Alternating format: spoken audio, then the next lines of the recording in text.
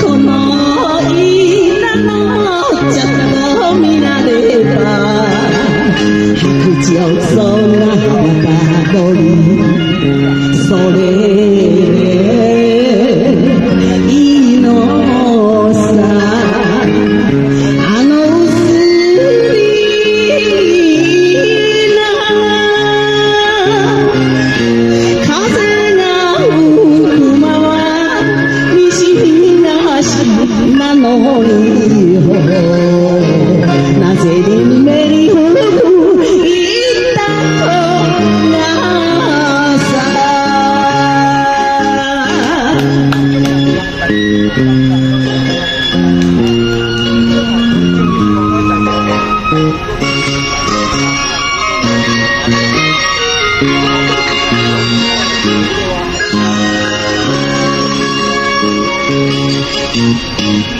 葉傘の目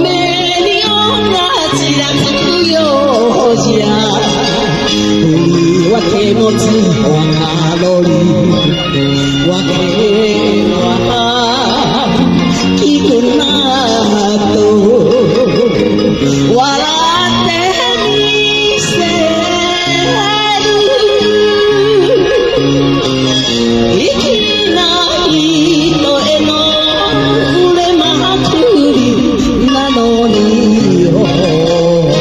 内側に行く言ったと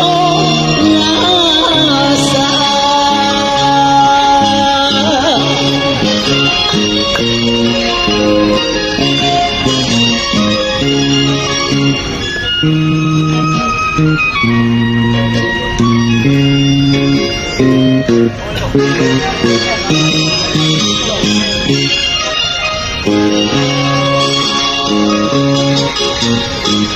旅空よ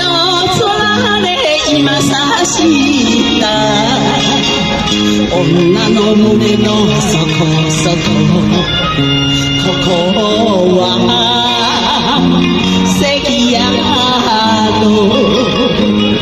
乙女川へ人に隠して流す花だってよあの子がわしにも言ったと